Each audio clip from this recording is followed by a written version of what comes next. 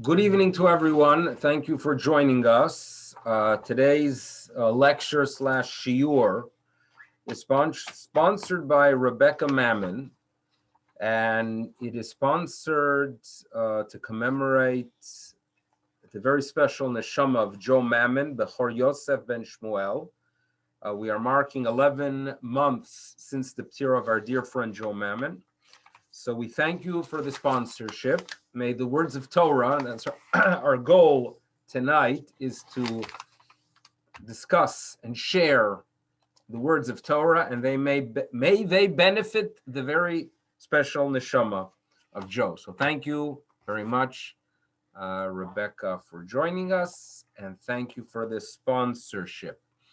Our discussion is going to be about the Eruv.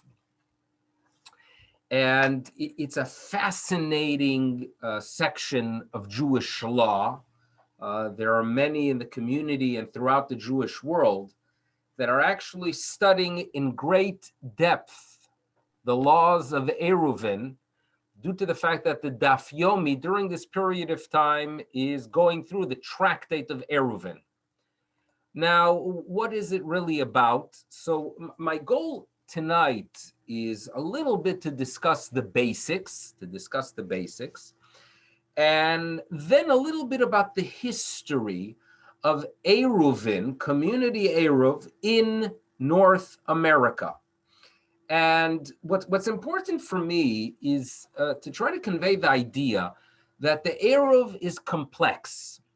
And the fact that so many cities have them, including Toronto, creates a situation where we have to be very, very grateful for those who put time, energy, and money into the project.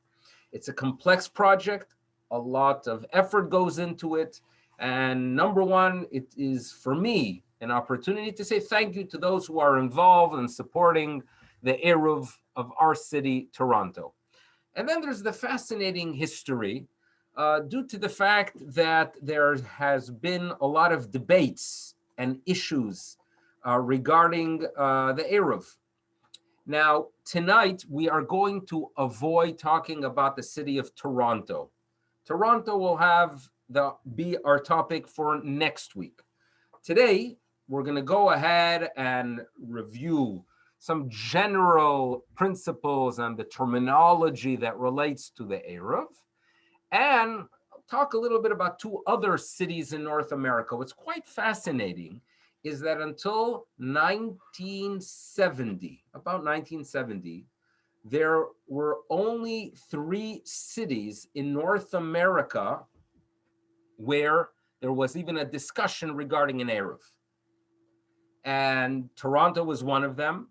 New York, obviously, was the other one. And we're going to have an opportunity to touch about the third city, which happens to be the first, where there was a discussion and, believe me, a debate regarding the question of the Eruv. But what we're going to first start off, and here is our words of Torah, we're going to go ahead and talk about the basics that are needed to appreciate the Eruv. The Torah prohibits us on Shabbos from carrying in a public domain, a reshut harabim, or from transferring items from the private to the public or from the public to the private domain. It is prohibited like any other Torah prohibition regarding the Shabbos. We are familiar with the fact that 39 types of work are described as needed for the construction of the tabernacle. And as a result, due to the fact that there were 39 types of work, I'm going to see if there's a question. Ooh, the bell alert. Okay, so it was already mentioned here that there was already an Eruv in Bellewaert. I assume that's not a big city. So let me correct myself. In large communities in North America, there were only 3 Eruvin. Okay, so this is correcting myself to make it clear. So here we go. Let's go ahead and review a little bit of the Torah that will be needed to appreciate our discussion regarding the Eruv. Number 1, A reshut hayachid is a private domain. A reshut harabim is a public domain. According to Torah law, one should not be transferring items from one domain to the other, from the private to the public, or from the public to the private. Now, to go ahead and define a public domain, it has to be similar to the public domain that existed in the wilderness, due to the fact that the laws of Shabbat are derived from the activities that were needed for the construction of the tabernacle. So therefore, we could only define a public domain if it is similar to the public domain that was in the wilderness. Okay, so now the public domain in the wilderness, we're going to have to analyze to understand what is a reshut harabim, what is the public domain.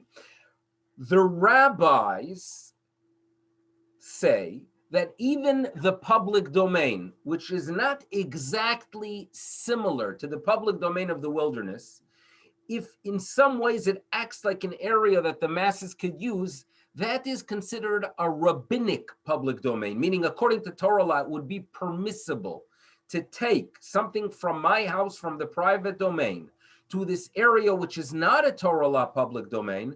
Rabbinically, it's prohibited. A rabbinic public domain, or what we call the semi-public domain, is called the Carmelit. Okay, it's a rabbinic term. Now, how do we identify a public domain? I did say that it has to be similar to the public domain that existed in the wilderness, because that is how we derive all the laws of Shabbat. So the question is, what do we look at in the wilderness? Do we look at the area that was indeed public, where everyone of the nation would congregate? And if so, it has to be an area where you could have 600,000 people, because that's the number that is used to describe the population of our ancestors throughout the years in the Midbar. Or perhaps, as the rabbis have a tradition, the width of the roads where they traveled actually were of 60 nama. 60 nama, it's a measurement that is about 8 meters wide. So if you take that approach, if you have an area that a road that is 8 meters wide, suddenly it's going to be considered a public domain. So that's what you see. If you look at line over here, if you look at line, this line here, where I write Shishim Ribo 600,000. Well, that is what, according to some opinions, the number that will transfer a location from a rabbinic public domain to a Torah law public domain. And when it says here, Shesh Esre Ama, 16 Ama, this is a different school, a different opinion. We're going to discuss this as well. And this is going to be a very relevant issue. In other words, how do you determine what is considered a Torah law public domain and what is not considered a Torah law public domain will actually determine if you could put up a modern day Eruv or not. Because the system that is employed to create an Eruv and enclose an area and make it permissible to carry only works for a rabbinic public domain. For a Torah public domain, it doesn't work. So we're going to have to go ahead and analyze, especially modern large cities, to figure out if they are considered public domains, or if they are not considered Torah law public domains. You get that? Okay. Now, another key word that will be needed to appreciate the complex discussions we're going to enter regarding the modern day Eruv is a word called mefulash. Mefulash. In other words, if, let's say, I come from the school that believes that any road that is more than 8 meters wide is a Torah law public domain. That is only true if that road is not a dead end. If it is a dead end, it cannot be a Torah law public domain. So clearly, if I have even a wide road, but it ends, it's a dead end, right? In such a situation, everyone would agree that the modern day Eruv, if I put up a modern day Eruv, it would work in such an area. So the word used for not a dead end is mefulash. It goes through and through. It's an important word that you will need to go ahead and appreciate our discussion. Now, if I want to go ahead and actually enclose a Torah law public domain, what I would need to do is actually put up walls and doors. In other words, if I actually enclose a city with walls and it has doors and the doors close, we would all agree that that area that is enclosed, even while the doors are open, it is considered a Torah law private domain. Okay? Based on that idea, the rabbis share with us the following. When you have the Carmelit, the area that is a public domain only rabbinically, if you have that area, due to the fact that the prohibition in caring in such an area is only rabbinic, the rabbis say they don't need actual doors, but even if you have the form of a doorway, that would be considered good enough to enclose it. Okay, so here comes another key word that is needed to understand the discussion and the debate regarding modern day Eruvin. If you have an area that we have determined that it is not a Torah law public domain, but only a rabbinic public domain. According to some, that means it's an area where you don't have 600,000 people. According to others, it means it is an area where the rows are not 8 meters, 16 amma wide. You could enclose that area with a structure that looks like a doorway. Even if it's not an actual doorway, that would be good enough. And the doorway is called Tzurat HaPetach. Keywords here, Tzurat HaPetach, the structure of a doorway, the form of a doorway. Now, how do you create a Tzurat HaPetach? So if I have my area here, and it is not a Torah law public domain, and I put a post here, another post here, and then I took place on top another post, or even a string. If the string is on top of the two posts, it looks like it has the form of a doorway. That would be considered Tzurat HaPetach. So remember those words, Tzurat HaPetach. Now, there is a section in the Talmud, it is in Eruv page 11b, where the Talmud mentions that you should know that for the laws of Shabbat, yes, you could enclose the Carmelit with the Tzurat HaPetach, but be sure, the rabbis tell us, that it is not Tzurat HaPetach min Hatzad. Be sure that it's not a form of a doorway on the side. In other words, if you have two posts, the top one has to be on top, not on the side, which is a detail shared in the Talmud, and most probably was not debated or discussed, or anyone really knew more than Torah scholars regarding it until the 19th century. So remember those words, Tzurat HaPetach min Hatzad. Tzurat HaPetach min Hatzad. Okay, so that's another term that is needed to appreciate our discussion regarding the Eruvin. The next discussion, let's see what we have here. Let's stop the share for a minute just to get a little bit of what's happening here. Okay, now the next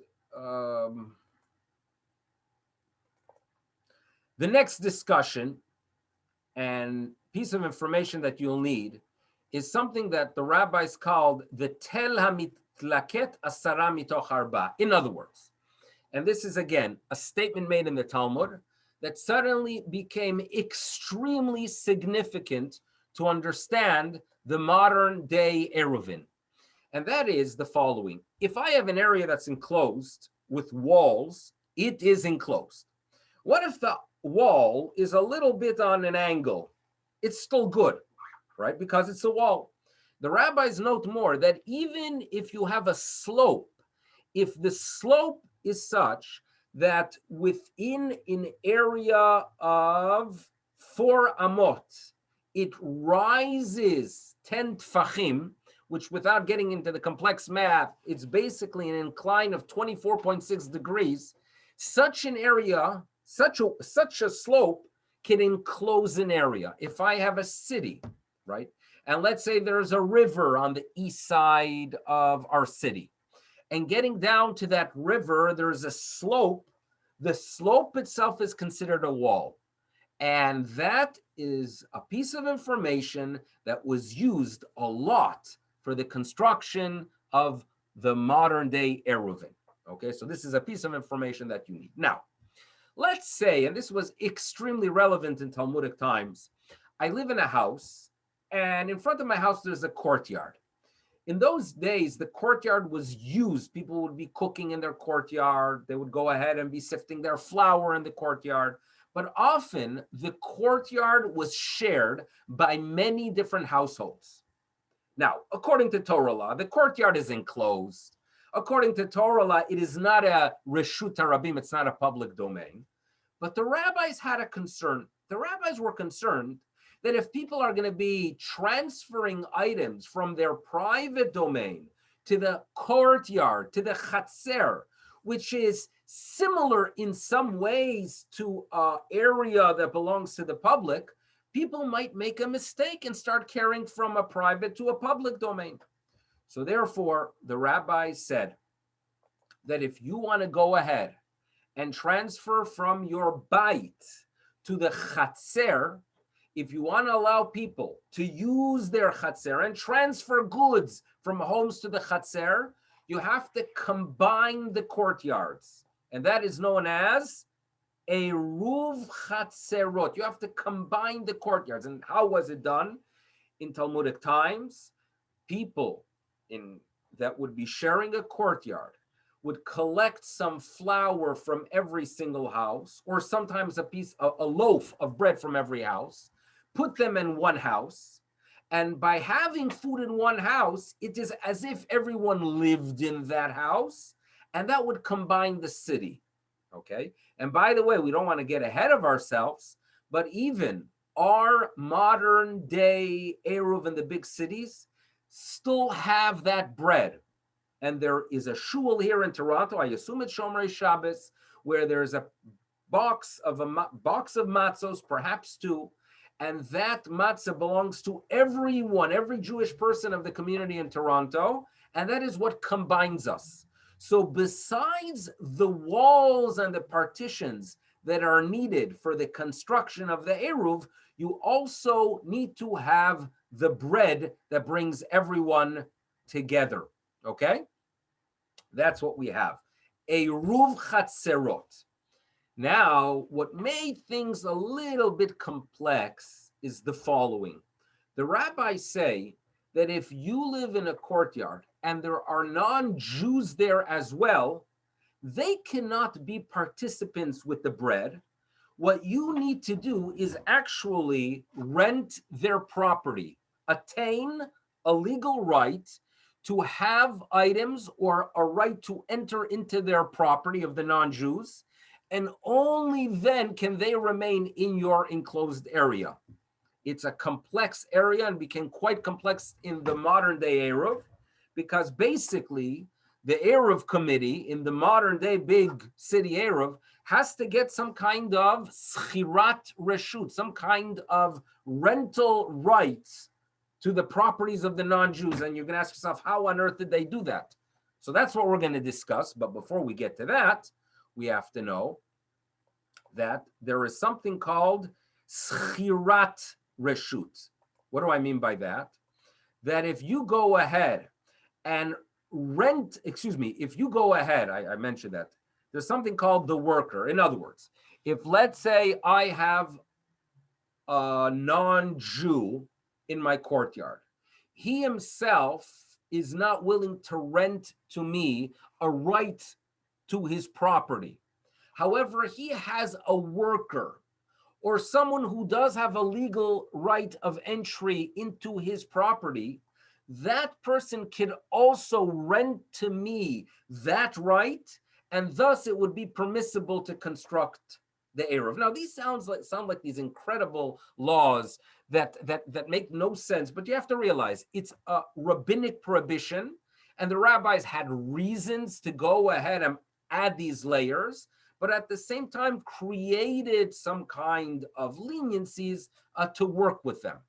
Okay, so this is some information that we're going to need to appreciate New York and appreciate the other city where there was a modern day Eruv, not just the courtyard, but a modern day Eruv. Now, two other pieces of information that I would like you to keep in mind for our discussion is there's a term in the Talmud, atu rabim umevatli mechitza, that the masses can nullify a partition. In other words, let's say I have a partition. I have a big wall. That's great. But somehow the masses get over it.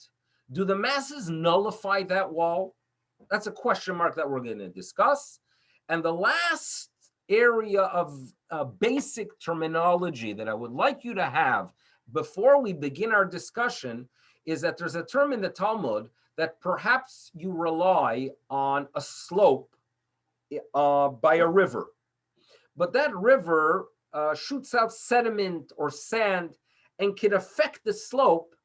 In such a situation, if you have a concern that circumstances could affect your slope, so even if the slope is in a good state, you shouldn't rely on it, which is logical. In other words, if I have a slope, but at times some sediment and some sand washes in from the river and affects the angle of the slope, in such a case, my slope could create a little bit of a problem. So keep that information in mind. And now I think we are ready to have a little bit of a discussion regarding Eruvin. But I'm going to start off with something that occurred in the Talmud. The Talmud shares with us a story that there was an alleyway, and there was a debate, should they put up an Eruv or not? So there was a fellow by the name of Evut Bar Ihi, Evut, an interesting Aramaic name. And Evut wanted to go ahead and enclose his area. So he put up a post, and then he went to the rabbi, one of the great rabbis in Babylonia in the 3rd century, Shmuel. And Shmuel said to him, listen, there's a debate. I am of the opinion that that post works, and therefore he gave him a heter. He gave Evut a heter to carry in his alleyway. Shmuel unfortunately died during that period of time. By the next Shabbos, another rabbi comes by the name of Rav Anan, and due to the fact that he disagreed with Shmuel, he removed the post. So there was probably the first recorded fight regarding an Eruv. When Evut heard about it, he was shocked. He said, listen, Shmuel, the great Shmuel gives a leniency. The great rabbi allowed it. Who are you to question it?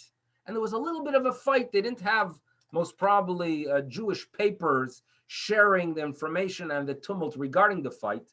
But it gives us a little bit of insight into the issue of Eruvin. And it was always a complex and an area that brought about debate.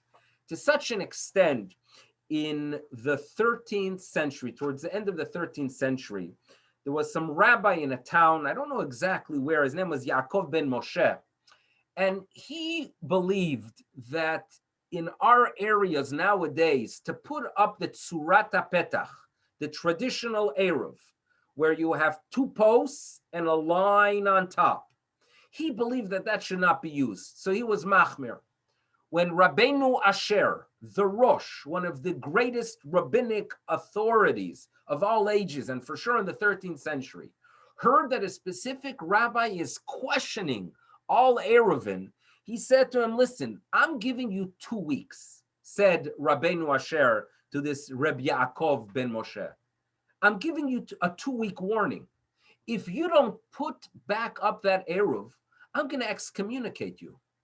And you should know, he used very harsh language. In the days of the Sanhedrin, due to the fact that you are questioning the Eruv that people rely on, they would actually stone you to death in the days of the Sanhedrin. You have no right, says the Rosh, to question that which everyone relies on. Our tradition gives a green light. The Eruv is acceptable. The tradition that we enclose an area with two posts and a string is an integral part of Jewish tradition. How do you have the chutzpah to question it? Okay, that's another indication that this was quite a complex area and one that brought about a lot of emotion throughout the ages. Now, historically, Jews either lived in small villages, they lived in ghettos that were generally enclosed. The modern day city, where number one, you have a larger population, and number two, it is not enclosed by a wall, brought forth a whole new series of questions. And one of a few of the early cities that are discussed by halachic authorities in the early 18th century regarding an Eruv, a city-wide Eruv, was actually Rotterdam and The Hague, two Dutch cities. And the reason these were cities where it appeared to be easier to put up the citywide Eruv was because both of them had waterways around them. And where you have a river or a canal, you often have the slope. The slope is considered a wall, and therefore it's an enclosed area. So therefore, poskim, there were some poskim in Amsterdam in the 17th century who gave a heter to these cities, to Rotterdam and The Hague, put up an Eruv, it's 100% kosher. However, there were those that were concerned with the following. The slope was beneath the water. In the winter, the water freezes. Does the slope retain its status even when there is ice? So this brought forth a tremendous debate, and there are three opinions, only Judaism, right? Three opinions for the question. Does the ice and frozen river nullify the slope that serves as a wall that is under the ice? Three opinions. One opinion was, it is no good, and it is no good throughout the year. In other words, you cannot rely on an Eruv when at any time ice will affect its status. That was the opinion of Rabbi David Halevi the Taz, a great 17th century authority. Another authority, the Magen Avraham, disagreed, and he said that it is a problem only in the winter, not in the summer. And the third school, which I think became the norm, because Rabbi Yaakov Reisher and Chatam Sofer, great rabbinic authorities, note, since there is no reference to the ice nullifying the status of the slope in the Talmud, don't come up with new chumras that are not mentioned in the Talmud, okay? And they note that, listen, it's going to melt, and due to the fact that it's going to melt, it is not substantial enough to affect the status, and therefore Rotterdam and The Hague actually got a green light for their Eruv. Now, another question, which we're not going to discuss in great detail, was if you have a partition, but then people travel over it. For example, if let's say you have a river, and yes, there is a slope, but then you build a bridge on top. When you build a bridge on top, does that nullify it all? So there's a big debate. The proper practice mentioned is that a bridge over a river, let's say, for example, you have, without getting into Toronto, but let's say you have the Humber River on the west side of Toronto, and there are bridges. So yes, on the bridge itself, due to the fact that you are going over the slope, there is no slope, so you would put up a tsurat petach, you would put up the two posts and the string on top, but that was an area of great discussion. Now, to begin our discussion about debates regarding the Eruv, we're going to have to study two great rabbinic authorities of the beginning of the 19th century.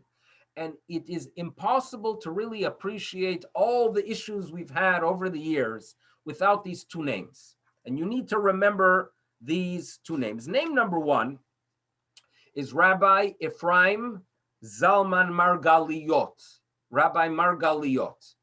Now, he is one that we are familiar with. Every shul has a luach, right? You need to know, yes, to say Kelmola or not to say Kelmola at this time, right? Do you go ahead and yes, have Tzidkas Tzedek Mincha or not? All these questions are, we turn to the luach. Every rabbi and every gabbai knows they need to have a luach. And 99.9% of the guidance the luach shares with us originates in a work called the Sha'arei Ephraim. Sha'arei Ephraim of Rabbi Ephraim Zalman Margaliot. I just pulled this off the shelf just to show you that I wasn't planning to, but it's an easy access. You cannot be someone that guides an institution regarding laws of Kriyas HaTorah without the work of Rabbi Ephraim Zalman Margaliot, the Sha'arei Ephraim. Ephraim Zalman Margaliot was a tremendous Torah scholar. He was a Galicianer. Lived in Brody. And he wrote a lot on the laws of Eruvin. And he is considered the greatest defender of modern day Eruvin for the large city. There are many questions regarding the large city, many problems.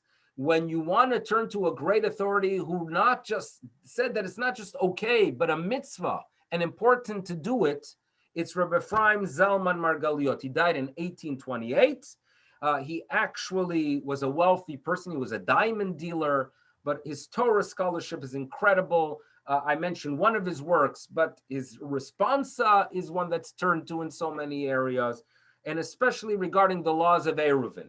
He claims, number one, you have 600,000 people, perhaps then there's a Reshut HaRabim. In cities where there is under 600,000 people, you do not have a Torah La Reshut HaRabim.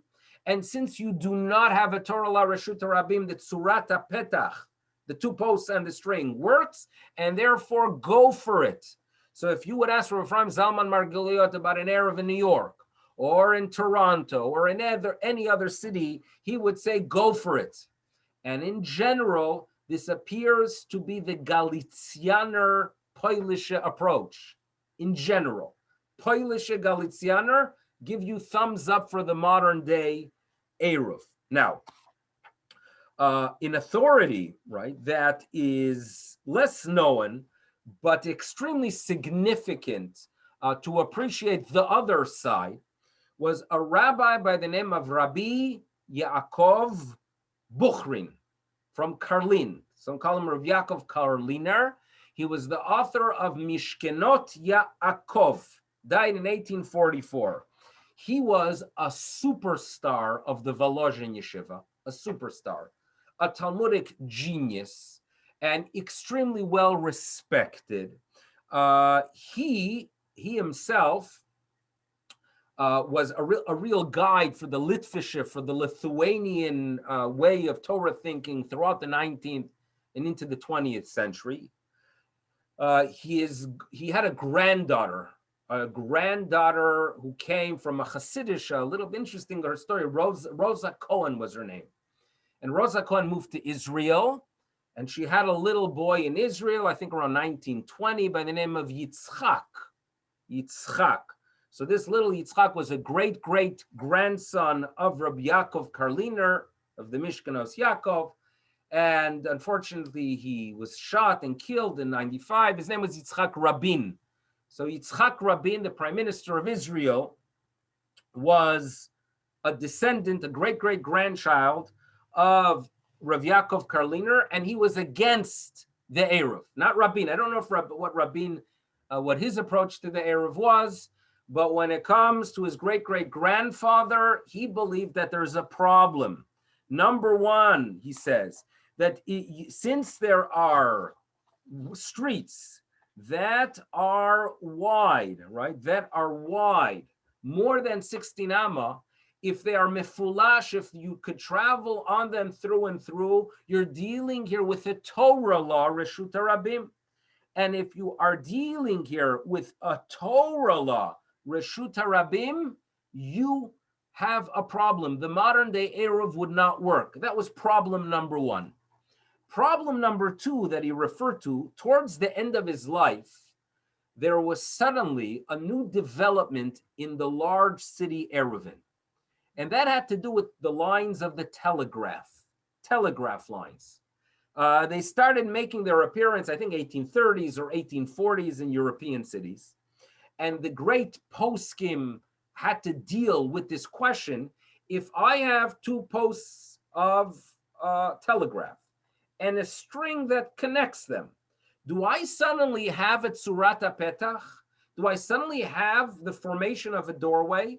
Because if I do, suddenly it would become much easier to enclose cities, relying on the power lines eventually, or at that time, on the telegraph lines. So there was a great posek again in Galicia, in Lemberg, a Polish Galicianer, and that was Rabbi Yosef Shaul Nathanson, if you remember, the one that allowed the machine matzah.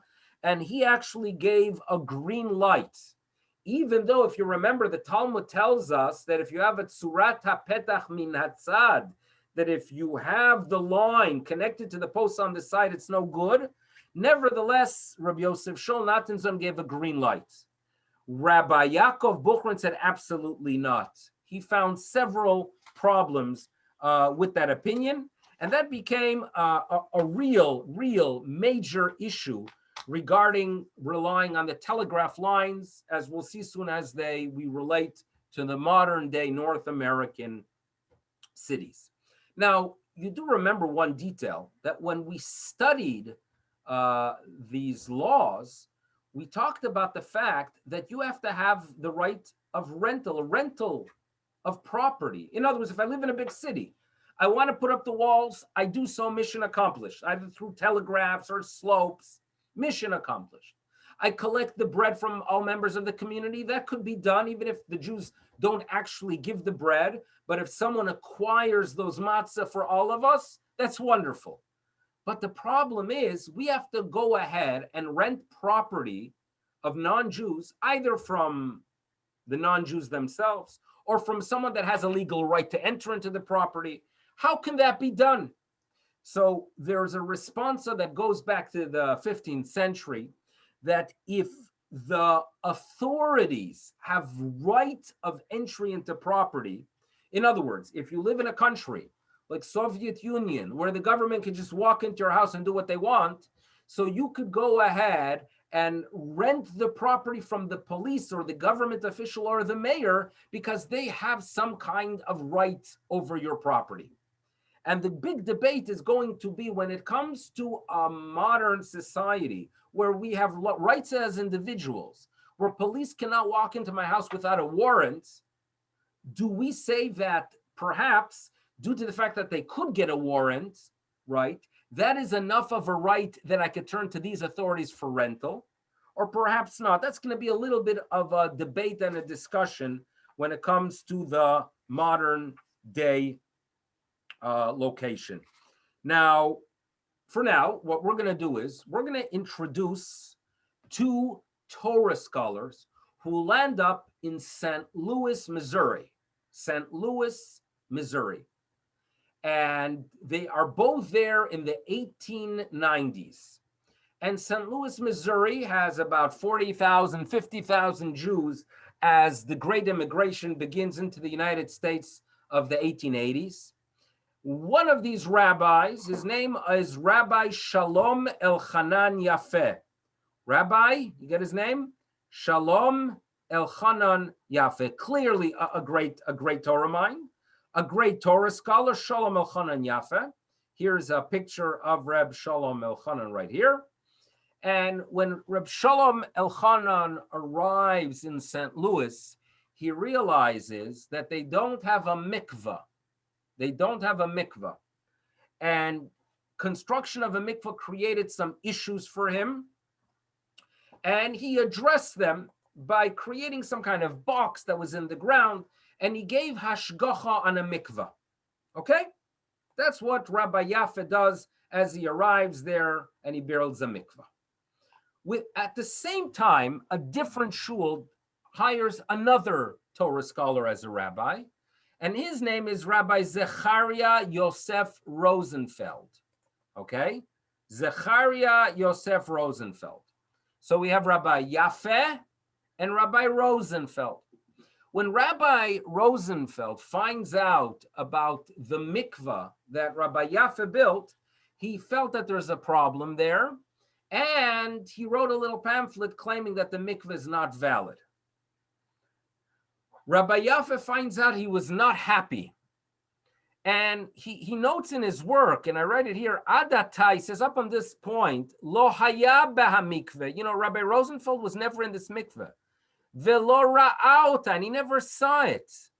And he writes that he was he'iz panav, he had the chutzpah to go out and say that the daughters of Israel are using a mikvah without seeing it, and based on testimony of people who are not Shabbos observant. So therefore, the way Rabbi Yafeh reacted to it was by commanding, tziviti lehabala merchatz, I commanded to the owner of the mikvah, shelo yanichu oto lirota klal. In other words, to prohibit Rabbi Rosenfeld from entering into the mikvah ever. And as a result, he never really saw it, lo ra'auta. So there was a fight about the mikvah where Rabbi Yafeh, the great Torah scholar, gave his hashgacha. Rabbi Rosenfeld said it is no good. A few months later, Rabbi Rosenfeld decides that it is important to go ahead and fix the issue of the Shabbos observance in St. Louis, and decides that it's time to build an Eruv. So Rabbi Rosenfeld builds the Eruv in St. Louis.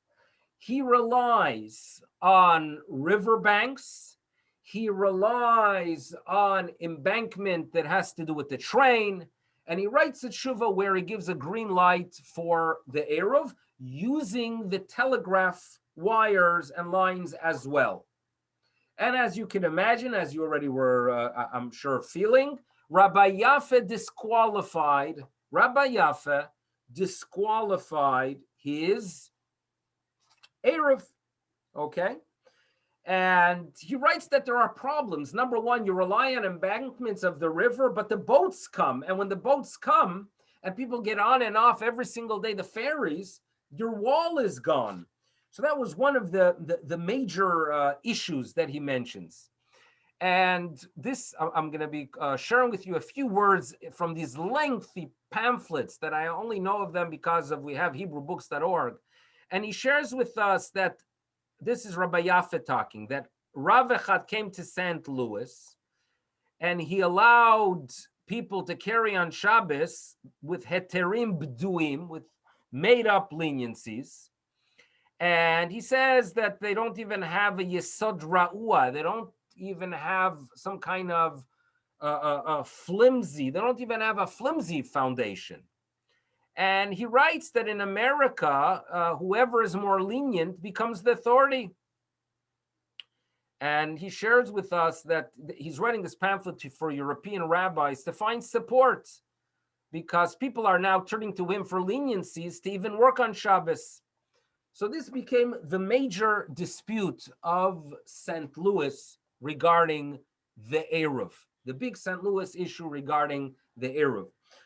It's known, there was a statement said that someone got upset at Rabbi Yafeh, and he said, you know, Rabbi Yafeh, from our morning davening, you could see how far you are from the truth.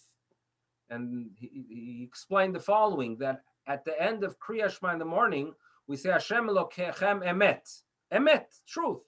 And then we say, V'yatziv v'nachon v'kayam v'yashav v'ne'eman v'ol v'chaviv v'nachman v'na'im v'nora v'yafeh. Only after many, many words do we get to Yafeh. So you see how distant emet is from Yafeh. So this was just an indication that this was not a pretty debate. Again, two Torah scholars, both for the sake of heaven, to protect Judaism in America, but nevertheless not a pleasant situation.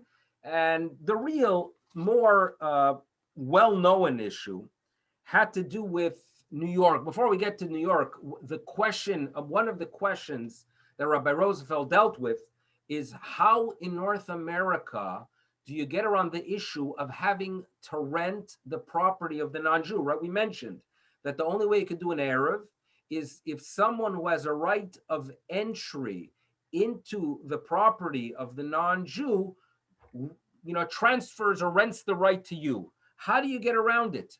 So Rabbi Rosenfeld talked about two things. Number one, that there are warrants that the government could give out. And number two, he talks about eminent domain.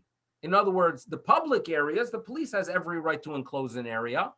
And therefore, he rented the location actually from the police. It's interesting that when they address this issue, there's a question about foreign embassies. In other words, if I rely on the fact that I could carry in Toronto because the mayor of Toronto or city council who has some kind of legal right of entry into private homes transferred it and rented it to the Eruv committee, but what about foreign embassies? So in Washington, D.C., when they put up the Eruv some 20 years ago, they got the permission, and this is done in every city, they got the permission from the mayor, but they also got permission due to the fact that there are many federal areas. George W. Bush actually signed off and was the one who rented those locations to the Eruv Committee in Washington, D.C., which is an interesting story on its own.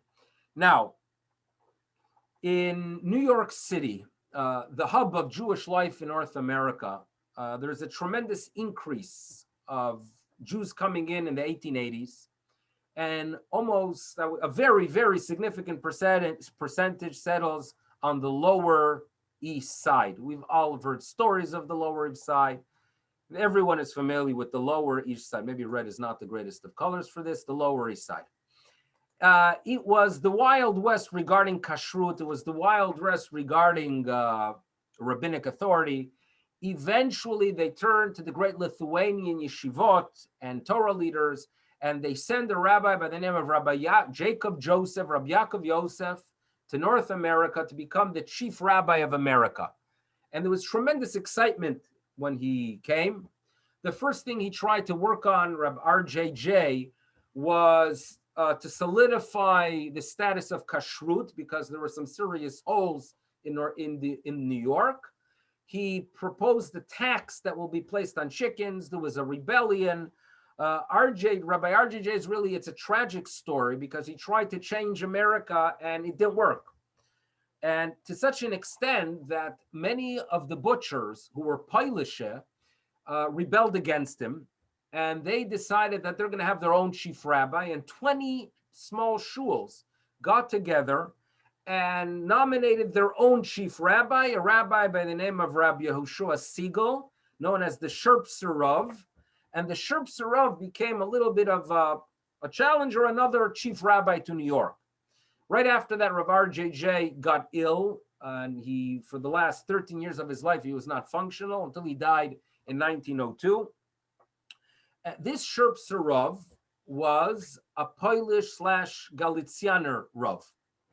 And as a result, as mentioned earlier, the tradition among the Polish/Galicianer was to encourage the creation of Eruvin.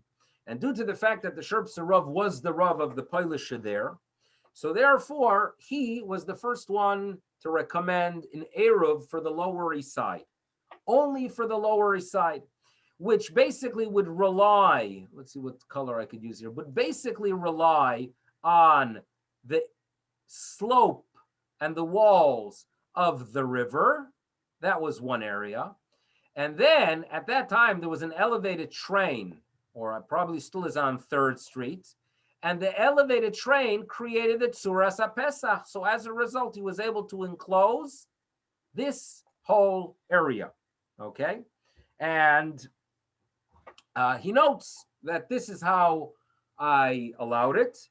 It's interesting that when he deals with the question of rental, he says that, listen, police, he wants to prove to us, to the reader, that police has authority over areas and therefore we could turn to them for rental, because there was a time where there was a milchama, there was a war in the streets of New York, ima strikerim. He writes this in Hebrew. Who are the strikerim? And what is a war with the strikerim? Obviously the strikes that were occurring in New York, led by socialist or /communist Jews. Nothing against them, but that was the reality that existed during that period of time. The Sherps Eruv gave his heter to the Lower East Side of Manhattan, and it's interesting that in 1936, many years later, we're talking about 35 years later, the great Rav Henkin writes that even now in the mid-30s, there are still Polish Yidden who follow the Eruv, who still use the Eruv of the Sherps Eruv, even though no one was really monitoring it at that time. So the first Eruv in New York was the Lower East Side. Eventually, after World War II, there was a push for a Manhattan-wide Eruv, and that already they turned to Ramosha Feinstein. There's a discussion exactly what Mefulash is about. Now, as mentioned earlier, there was a little bit of a tension between the Polish approach and the Litvish approach regarding Eruvin. And therefore, there was a rabbi in New York. He was a Slabotka Talmud. He learned in Slabotka. He was a great Torah scholar. His name was Rabbi Bernstein. His name was Rabbi Bernstein. Rabbi, I think it was Rabbi David. You see, Yehuda David Bernstein was his name. Rabbi Yehuda David Bernstein was a Slabotka Talmud, meaning studied in the great yeshiva of Slabotka, a great Torah scholar and a great mathematician. Arrived in America in 1894, very committed to Torah, but had no interest in earning a living as a rabbi. So he worked as a mashgiach in a wine production line. Eventually, he realized that we need to have chinuch in America if you want continuity. And Rabbi Bernstein played a role in establishing Yeshivas Rabbi Yitzchak Elchanan. So he's one of the founders of Yeshiva University. When Rabbi Bernstein hears about what the Polish Galicianer Sherps Eruv wants to do, he came from the Litvish approach. And the Litvish approach followed Rabbi Yaakov Karliner, the great-great-grandfather of Rabin, that if you have a city with 600,000, it is for sure a Torah law public domain, and how much more so, in other words, or even if it's only the 8 meters wide, he was against the New York Eruv. And he wrote a pamphlet which is a great work of scholarship, where he disagrees. And here we have it again, the Litvische, Yeshivish, who are not great supporters of the large cities Eruvin versus the Polish Galicianer approach. What you have in front of you is the burial site of this Rabbi Bernstein. You got to be impressed for a person who leaves Europe in 1894, retains his level of Torah scholarship, plays a role in establishing Yeshiva University, for some reason lands up in San Francisco, I'm not sure why, and passed away in 1930. Okay, Niftar Cheshvan Tafresh Tzadik Aleph. So he was the author who challenged the Sherps Eruv in New York. When it comes to the construction of Eruv in New York City after World War II, so there are two strong forces against it. You had many Hasidic leaders who were supportive. Ramosha Feinstein was against, but at the same time, he was tolerant of the idea, even though he himself was concerned, because the bridges in New York are, in his opinion, were mifulash. They weren't dead ends, right? You could take one bridge in from the east and take another bridge out from the west. And obviously, you have a tremendous amount of traffic. Ramosha was concerned, but at the same time, he was not going to come out against it. Harsher voices against the New York Eruv, which was a big to-do in the late 1940s, came from Reb Aaron Kotler, again, from the yeshiva end of things. He was concerned about boats and other things as well. And also from a rabbi in Cleveland, the head of the Telz Yeshiva, Rabbi Elio Meir Bloch, who had some issues with it again. Now, when in 1997, as I was preparing to enter into the rabbinate. So that's 23 years ago. So I visited. I went to Buffalo. We were accepted. Uh, they accepted us. They welcomed us, and I had two conversations that remain with me in the weeks leading to my visit in Buffalo. One of them was with Rabbi Ben Zion Twersky. That's Rabbi Twersky's son. And one of his questions to me was, "Oh, you're going to Buffalo? Very nice. Do they have an Eruv?" And I said, "No, Buffalo does not have an Eruv. There were some technical issues at the time." And his response was, "Oh, good. So there's something you could get involved in." So this is a Twersky, right? A Hasidic Yid. They put one up in Milwaukee at the time. So he felt, here it is, something you could get involved in. A few days later, I was visiting my Rebbe in Chicago, Rabbi Chaim Dov Keller, Zatzal. And one of the first questions he asked me about Buffalo was, is there an Eruv? And my response was, no. And Rabbi Keller said, "Oh, Baruch Hashem, you don't have to deal with an Eruv." So for me, it was quite striking. Here I have the exact same question from two people. The one who came from the yeshiva world, was very much against the modern day Eruvin. Well, that's the Lithuanian, Mishkenos Yaakov, Rav Yaakov Karliner, who are against it. And then at the same time, I'm getting a little bit from the Polish Galicianer approach of an Eruv is a good thing. Chicago, for many years, I don't know where it's holding now, there were two strong opponents, two strong parties who were very much against the Eruv. One of them was the Telz Yeshiva, and the other one was Rabaran Soloveitchik. He was a brisker with Lithuanian roots, also not supportive of the Eruv. So all this is really an introduction to the third city. So we covered St. Louis, we covered New York City, and next week, Be'ezras Hashem, we'll talk about what I believe is the most fascinating Eruv discussion regarding a large city in the history of Eruvin. It is an Eruv that for 67 years had very little controversy. But when the controversy came, it was gesund. It was a loaded controversy. And for some of you, this might bring back some memories. For me, it's history, so I'm much more comfortable. I could deal with 1987 as a long, long time ago. Some of you, perhaps, it could be a little bit more challenging. But that is what's waiting for us next week. Now, a few of the questions that were brought up. Liz mentions that there was an Eruvin Bella Award in the 1950s. Smaller Eruvin always existed in many areas. When I mention 3 Eruvin, I'm talking about big cities.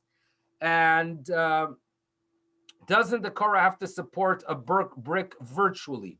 So the question that Liz or Josh are asking is, wait a second, you just said that you could create Tzuras HaPesach with 2 posts and a string.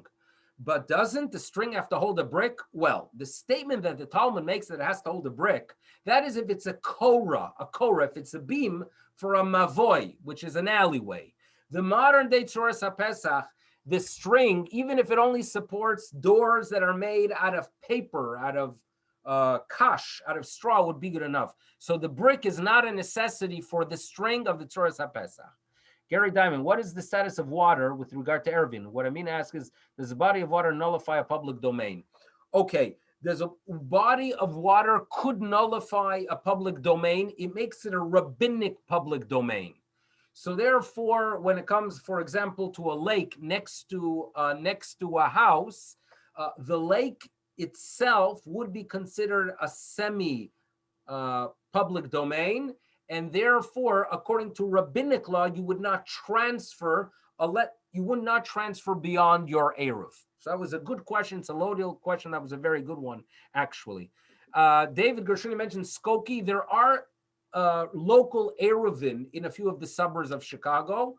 Chicago itself had more of an issue. I don't know about nowadays, but I know when I was there, they had a strong push against Eruvin. So we're going to end our recording now. Thank you again to our sponsor.